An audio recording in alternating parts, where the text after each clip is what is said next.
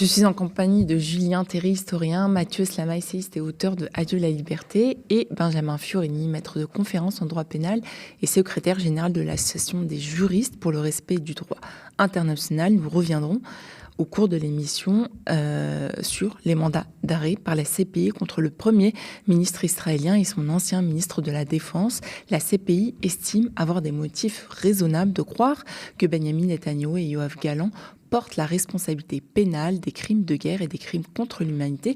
On en parle tout de suite dans le fond de l'info.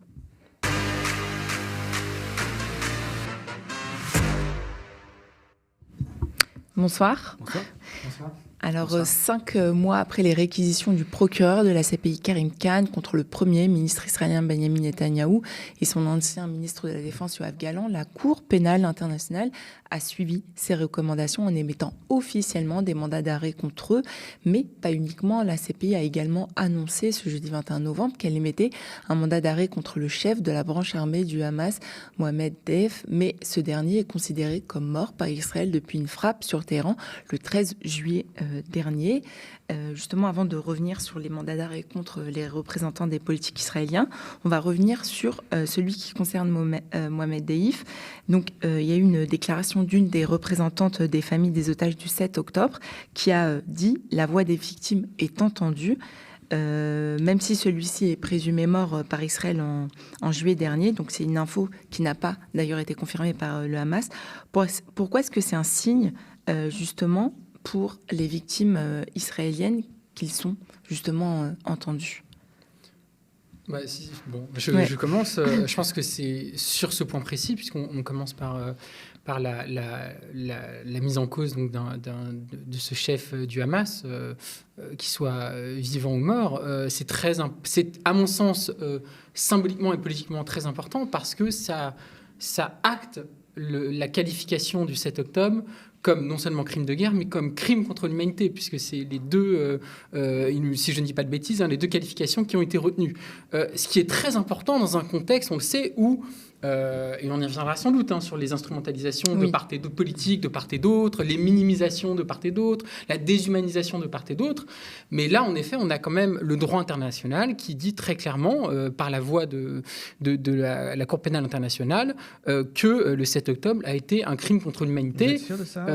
Ça me paraît un peu étonnant. Il me semble que, en tout cas, c'est les deux. Est-ce que c'est pour crime de guerre ? Est-ce que c'est pour crime de guerre ou est-ce que c'est pour crime contre l'humanité ? Il faudrait savoir. C'est pas du tout la même chose. Que crime de guerre et crime contre l'humanité, c'était plus pour le Premier ministre et son ancien ministre de la Défense. Et je crois concernant le chef, en tout cas de la branche armée du Hamas, c'était sur la reconnaissance en fait des victimes du 7 octobre. Oui, mais est-ce que c'est un crime de guerre ou est-ce que c'est un crime contre l'humanité ? C'est pas la même chose. Ce sont deux chefs d'accusation très différents. Le principe du crime de guerre, mais en effet, le principe du crime contre l'humanité, c'est de tuer des individus pour ce qu'ils sont, en particulier pour le groupe auquel ils appartiennent, et pour cette seule raison. Donc il n'est pas du tout évident que l'attaque du 7 octobre puisse être interprétée comme ça.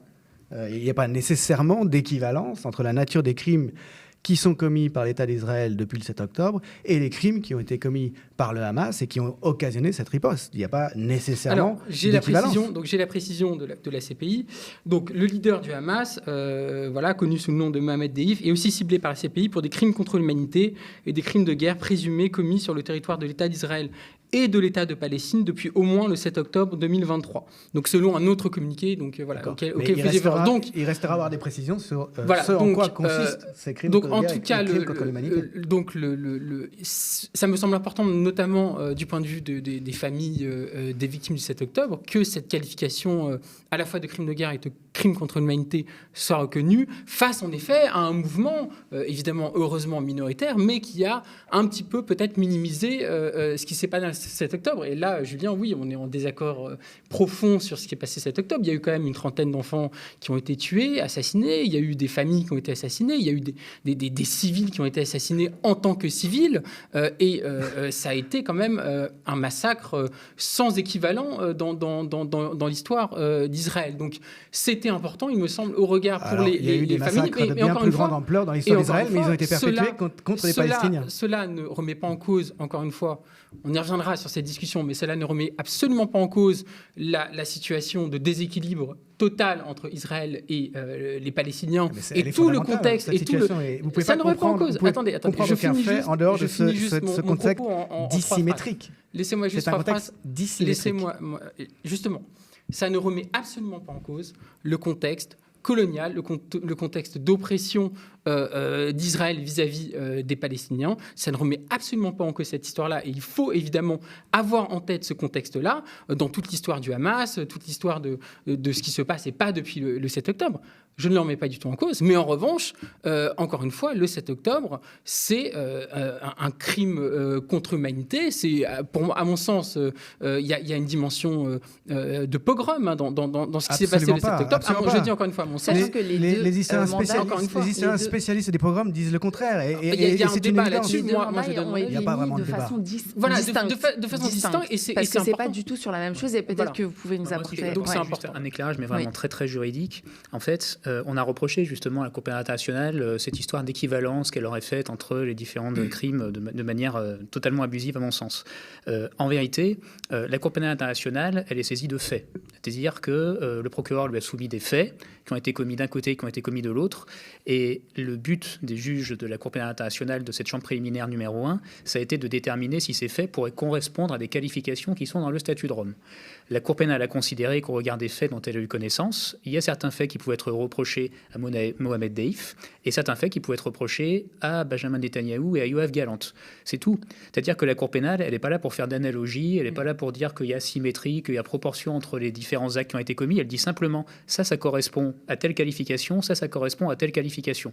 Et de ce point de vue, il me semble que l'élément quand même, on va y venir, mais l'élément quand même central, c'est ces qualifications de crimes contre l'humanité et de crimes de guerre retenus contre Benjamin Netanyahou et Yoav Gallant pour des faits d'une extrême gravité. Je rappelle que le crime contre l'humanité, il se définit comme le fait de lancer une attaque systématique ou généralisée contre une population civile à travers un certain nombre d'actes qui sont listés par le statut, notamment le fait de commettre des meurtres, le fait de commettre une extermination, le fait de commettre des persécutions ou autres actes inhumains, et le fait de retenir cette qualification-là précise contre ces deux dirigeants, ça a une importance capitale. Ça tend un miroir à Israël qui est extrêmement ravageur. Et je pense que c'est un précédent marquant aussi dans l'histoire de la CPI, à laquelle on fait souvent le reproche, justifié d'ailleurs, d'être une juridiction qui va s'intéresser davantage à des affaires africaines, à ne pas mettre son nez dans des affaires qui concernent les pays occidentaux. Eh bien là, elle met son nez dans une affaire qui implique Israël, alors même qu'Israël est allié de beaucoup de pays occidentaux. Donc c'est un précédent qui me semble particulièrement important. C'est pas seulement un miroir qu'elle tend à Israël, c'est un miroir qu'elle nous tend à nous. Bien sûr. Car je rappelle quand même que Benjamin Netanyahou est régulièrement reçu dans les pays qui sont censés être des pays de liberté, de démocratie, représentatifs donc de cet Occident porteur des valeurs humanistes, et notamment en France. Je rappelle que Benjamin Netanyahou a été reçu récemment par plusieurs médias français, d'abord par TF1, ensuite par CNews. Je rappelle qu'il est soutenu par le président français, qui a eu un petit moment où il a dit quand même c'est un peu difficile de prétendre qu'on défend la civilisation en semant la barbarie. Bon, mais ça lui a valu tout de suite des accusations d'antisémitisme à Emmanuel Macron. Et puis ça n'était qu'un petit moment. Les autorités aujourd'hui criminalisent en France l'opposition à un crime contre l'humanité qui est en train de se dérouler et qui commence donc à être reconnu par les instances compétentes.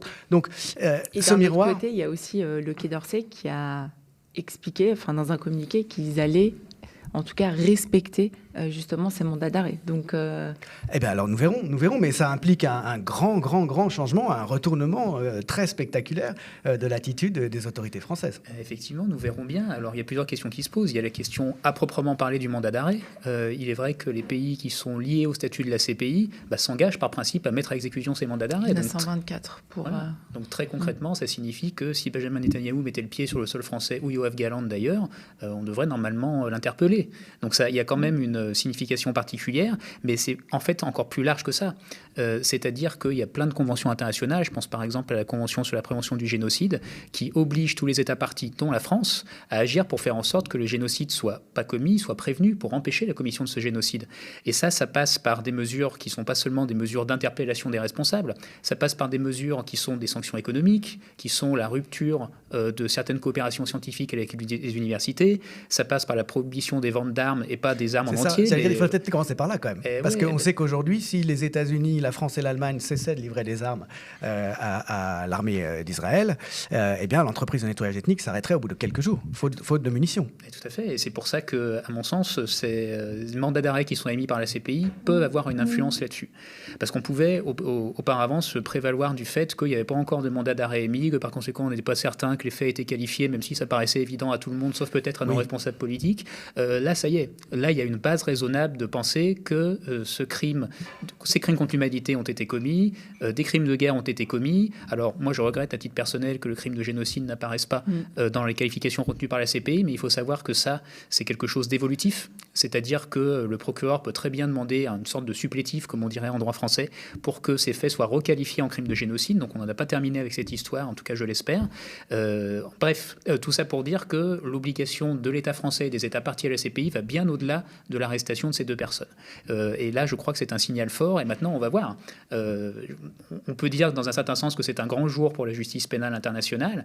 Maintenant, c'est un grand jour seulement si les États jouent le jeu. Ouais. Donc, quel va être le jeu des États partis ?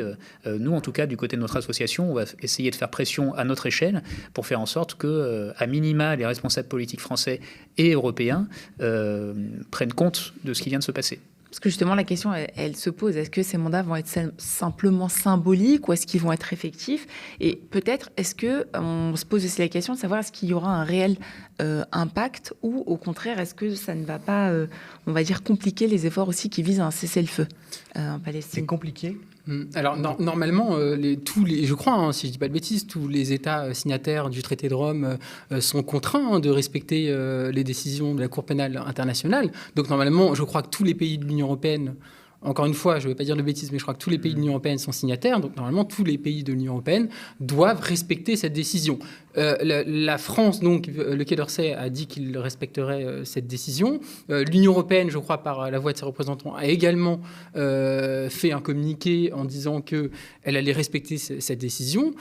Donc, d'un point de vue formel, si on est très formaliste et d'un point de vue juridique, la décision doit être respectée. Maintenant, c'est vrai que depuis le début de ces massacres à Gaza, on a l'impression que le droit international dit une chose, et puis les États, notamment occidentaux, disent d'autres choses, que finalement l'ONU n'a de cesse d'alerter sur la situation dramatique à Gaza. Je rappelle quand même que là, j'ai lu le texte là, le communiqué en détail de la Cour pénale internationale s'agissant de Netanyahou et de l'ancien ministre de la Défense. La Cour pénale internationale dit quand même qu'il y a des raisons tout à fait objectives de croire que le gouvernement israélien, Netanyahou, a créé des situations de famine volontairement à Gaza.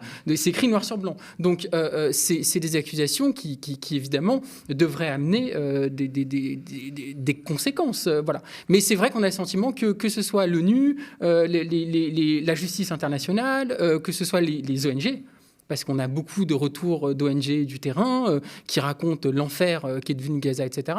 Mais c'est vrai qu'on a l'impression que du point de vue des États, il ne se passe pas grand-chose. On voit qu'il se passe des choses au niveau des opinions publiques. Les manifestations pour Gaza, pour les Palestiniens, sont toujours assez remplies. Il y a une émotion collective qui est toujours très présente. Il y a, je crois, dans les sondages, une immense majorité, en tout cas en France, de Français qui sont indignés par ce qui se passe à Gaza. Donc on voit bien qu'il y a quelque chose qui se passe. Et puis après, toutes les images épouvantables qu'on voit sur les réseaux sociaux. Mais en revanche, Emmanuel Macron, là, je l'avais dit plusieurs fois, je le redis, on ne comprend pas sa ligne, parce que après les attaques au Liban, il a eu une position beaucoup plus forte, beaucoup plus ferme, etc. Mais à chaque fois, c'est good cop, bad cop, et on ne comprend pas sa ligne politique. Voilà, donc, et ça vaut pour Macron, mais ça vaut aussi pour les principaux États occidentaux. Et vous sous-entendiez un peu ça, et vous avez raison de le dire. L'Occident et l'Europe, les États-Unis, qui se prévalent de la supériorité des droits de l'homme, des droits humains, etc., etc. Gaza, c'est un peu le masque qui tombe, en tout cas l'hypocrisie qui s'effondre, puisque là, il s'agit quand même d'une situation où les droits humains sont quand même mis à mal, et c'est un euphémisme depuis un an, et très très peu de voix s'expriment. Alors en Espagne, il y a le dirigeant espagnol qui a pris des positions courageuses, voilà. Mais globalement, on n'en est même pas, et je finis juste là-dessus, pardon, mais on n'en est même pas à reconnaître un État palestinien en France. Je veux dire, c'est quand même incroyable qu'on en soit encore là. J'ai vu qu'il y avait la création d'un groupe d'amitié franco-palestinien. Ça a créé une polémique. Qui a été. Si on en est là encore, refusé, ça montre. Avec un tir de barrage. Mais ça montre le droit international dit quelque chose, et puis politiquement, on est encore très très loin du compte, quoi. Ouais, il y a un cas en particulier, me semble-t-il, qui va justifier beaucoup d'attention, c'est l'attitude de l'Allemagne. Oui.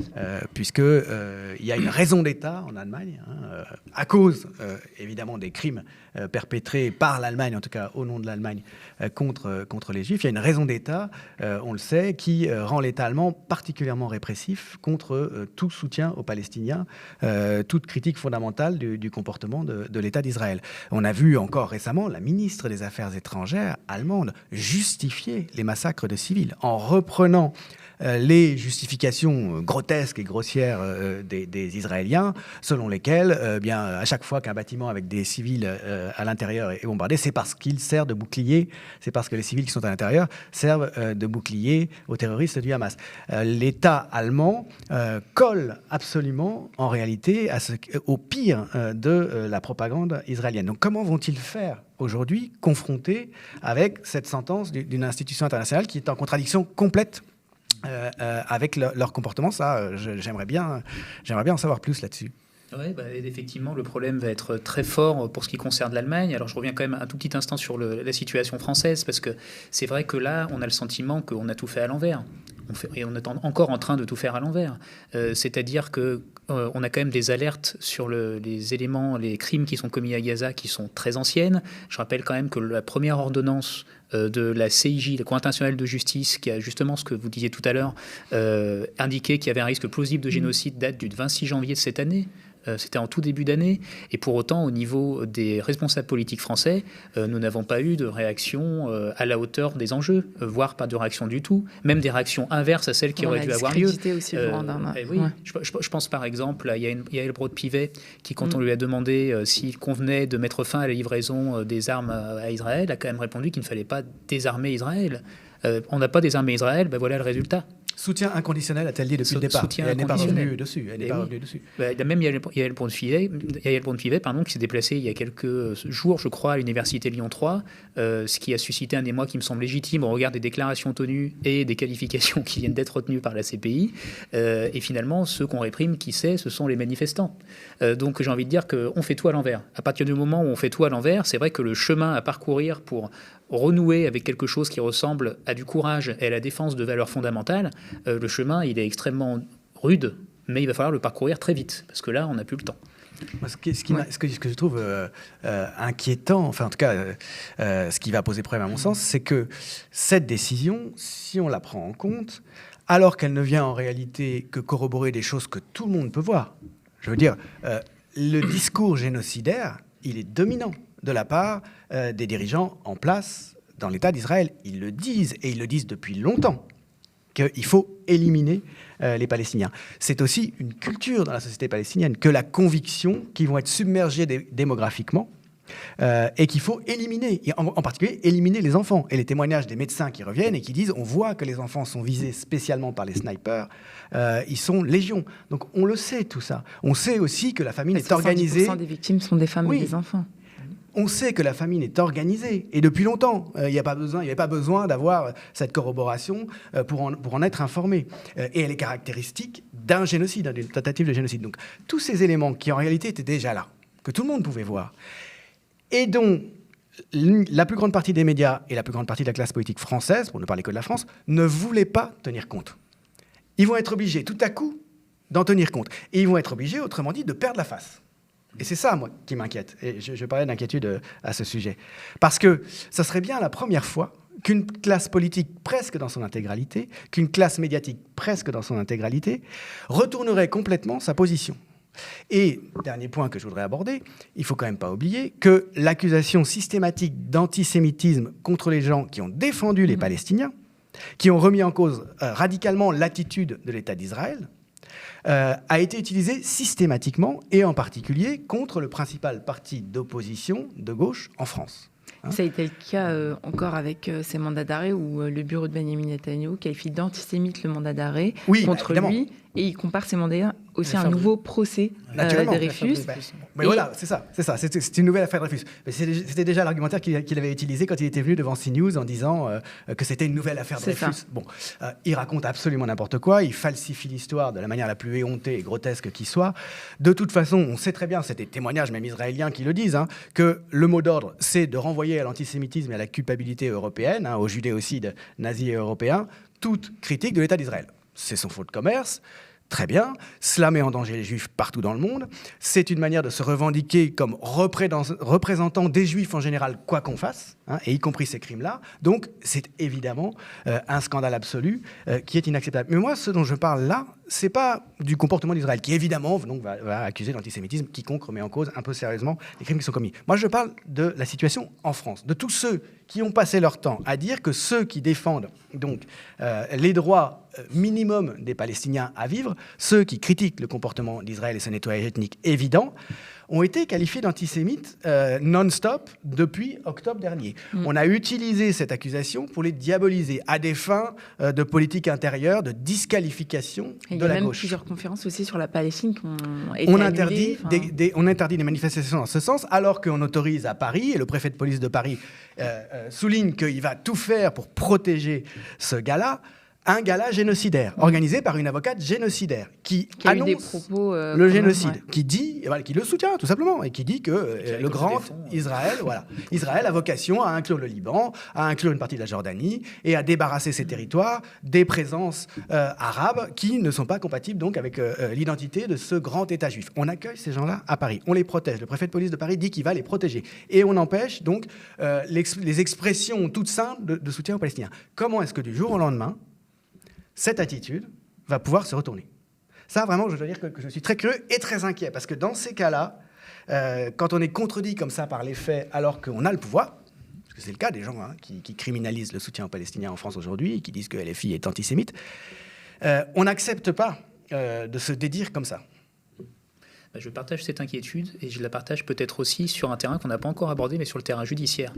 Parce qu'il faut savoir tout de même que cette situation à Gaza a déjà entraîné un certain nombre de poursuites sur le terrain judiciaire, notamment d'ailleurs de militants ou de responsables LFI, où je pense aussi à ce responsable de la CGT qui a été condamné à Lille, en tout du moins en première instance, pour apologie du terrorisme, alors même que par ailleurs, il y a déjà eu des tentatives de commencement d'enquête contre des soldats franco-israéliens qui auraient commis des exactions là-bas. Et jusqu'à présent, ces tentatives d'enquête-là, donc quand la plainte a été déposée, ça a été classé par le parquet, considérant qu'il n'y avait pas suffisamment de preuves. Donc, il va falloir aussi analyser avec beaucoup de minutie la réaction de l'autorité judiciaire, et notamment des parquets qui, comme on le sait, sont liés hiérarchiquement au garde des Sceaux, au pouvoir exécutif, pour voir comment ils vont réagir. Il serait quand même intéressant qu'on ait une justice, elle aussi, en France, à la hauteur de l'enjeu. Mais l'apologie de crime contre l'humanité, c'est un délit. Il y a sans doute quand même beaucoup de propos qui ont été tenus en permanence, soit par des politiques, soit par des journalistes, qui sont certainement qualifiables d'apologie de crimes contre l'humanité. Est-ce qu'ils vont être poursuivis ? Alors, juste par rapport à ça, et après, j'aurais quand même revenir sur un des points que Julien a évoqué, qui est important, et avec lequel je suis quand même en désaccord, mais la première chose à dire, en effet, et qui m'a beaucoup fasciné, peut-être que le mot est un peu étrange, mais c'est la manière dont le discours de Netanyahou a irrigué toute l'extrême droite française, et qui s'est construit sur, d'une part, la déshumanisation totale des Palestiniens, avec un sous-entendu tous coupables, tous responsables, et avec un amalgame entre le Hamas et le reste des Palestiniens. Bon, mais ça finalement, on l'a beaucoup entendu, mais avec aussi quelque chose qui est peut-être plus profond et qui touche aussi à quelque chose qui se passe en France spécifiquement. C'est ce discours sur la guerre des civilisations, le choc des civilisations, et finalement l'idée que ce qui se passe en Israël et à Gaza est le reflet d'un combat finalement entre la barbarie islamiste en quelque sorte, je me fais le traducteur de l'extrême droite, et la civilisation judéo-chrétienne, qui est un terme qu'a utilisé Benjamin Netanyahu et qu'utilise maintenant très régulièrement l'extrême droite et la droite dure française. Et ce qui m'intéresse, c'est que ce cadrage-là, narratif, s'est un peu installé, encore une fois, chez certains en France, et a participé, bon, d'une part, à une espèce de grande mythologie de notre civilisation contre les barbares, je le redis, mais aussi dans, finalement, cette déshumanisation totale d'un peuple considéré comme de facto dangereux et représentant une menace existentielle pour l'Occident. Et ça, je pense que ça a eu un effet terrible, parce qu'on a entendu, je pense à certains plateaux de CNews, par exemple, des propos disant finalement, j'exagère à peine, hein, mais un enfant mort palestinien, c'est moins grave qu'un enfant mort israélien le 7 octobre. Voilà, c'est des propos ahurissants, mais qui ont été tenus au nom de la défense de la civilisation, etc. Et c'est un discours qui, moi, m'effraie, parce que c'est, encore une fois, un discours qui légitime tout finalement. Finalement, si on est face à des barbares, tout est possible, et le droit international n'existe plus. Et d'ailleurs, on a entendu aussi beaucoup de remises en cause du droit international depuis le 7 octobre, de gens disant que ce droit international, finalement, voilà, il faut le suspendre, etc. Donc, avec des discours sur l'état d'exception, finalement, mais qui aussi reflètent un peu ce qui se passe en France. Et ça, je suis à 100% d'accord avec ça. Et je suis aussi d'accord, évidemment, sur l'instrumentalisation chez certains de l'antisémitisme, la manière dont on a tout qualifié d'antisémite, jusqu'à des simples slogans pro-Palestine. On se rappelle aussi de l'interdiction de toutes les manifestations pro-palestiniennes qui étaient, je crois, au mois d'octobre ou novembre, si je ne dis pas de bêtises.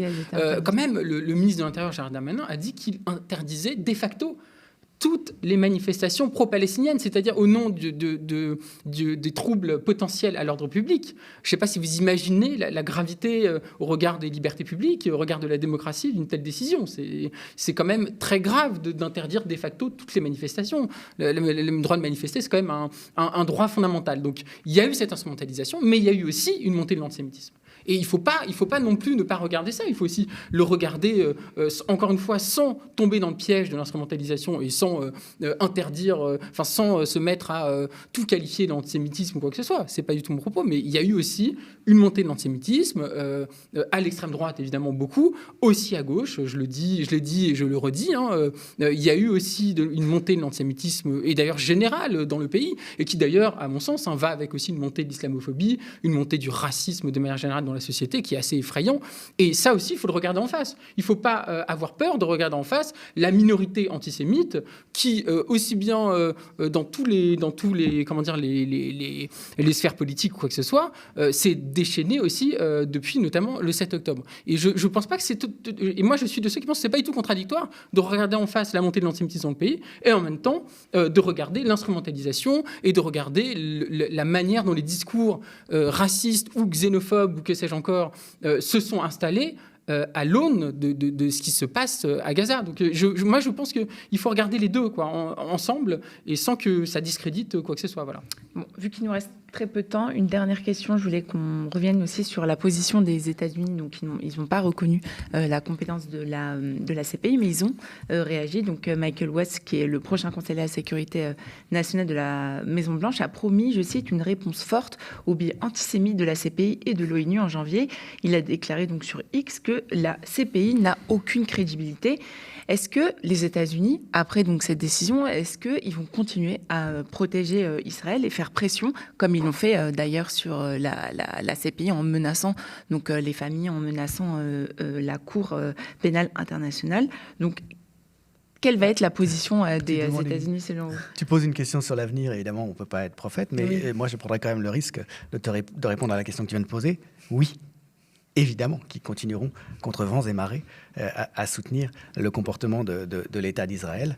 D'autant plus que Trump a été élu, mais enfin, ça aurait été à peu près pareil avec Kamala Harris, on le sait très bien. Ils considèrent que leurs intérêts stratégiques sont en jeu, dans une logique qui est celle du choc des civilisations, mais plus largement du contrôle de la situation au Moyen-Orient. Et pour eux, pour cette raison-là, d'abord, ensuite pour des raisons culturelles plus profondes et plus complexes, d'affinité avec cet État colonial, ils ne feront pas défaut, c'est évident, à l'État d'Israël. Juste, peut-être pour en venir à un avis plus technique, de toute façon, les États-Unis ont toujours pris soin de ne pas reconnaître les institutions internationales qui risquaient de remettre en cause leur droit, finalement, à déclarer l'exception, leur droit de souverain, qui risquait notamment de traduire en justice des militaires des États-Unis pour leur comportement sur les divers théâtres, et ils sont très très nombreux, d'intervention des États-Unis dans le monde. Les États-Unis se sont toujours abstenus donc de reconnaître, en prévision de situations de ce type, ces institutions internationales. Donc c'est pas du tout étonnant qu'effectivement ils reprennent le discours, comme tu le disais, de l'État d'Israël carrément en accusant la CPI d'être antisémite.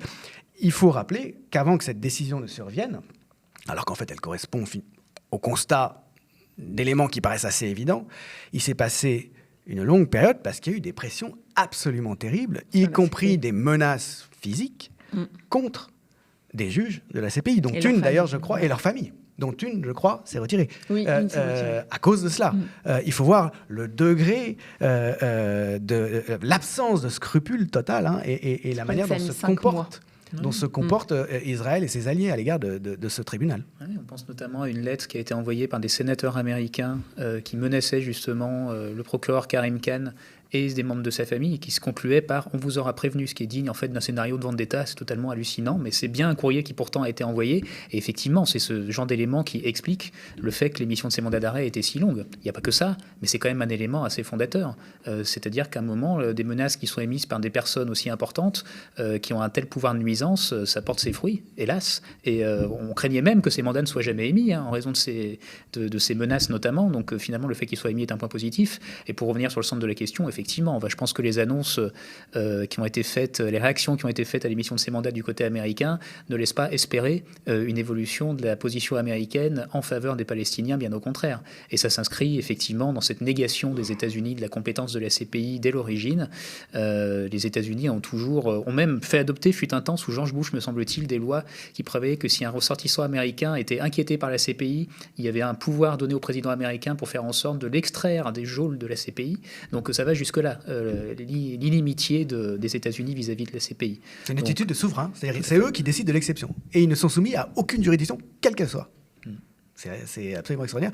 Mais si on en revient à cette question de se dédire, je rappelle quand même qu'il y a quelques mois, Benjamin Netanyahou est venu, non pas à la télé, comme en France, mais devant le Congrès, devant les représentants du peuple américain. Il a fait un discours mensonger de bout en bout, il a manipulé l'histoire, il a raconté absolument n'importe quoi pour justifier le nettoyage ethnique en cours, et à quelques exceptions près, quelques sénateurs, quelques représentants qui soit ne sont pas venus sans manifester leur désapprobation, il a été applaudi. Il a fait l'objet d'une standing ovation.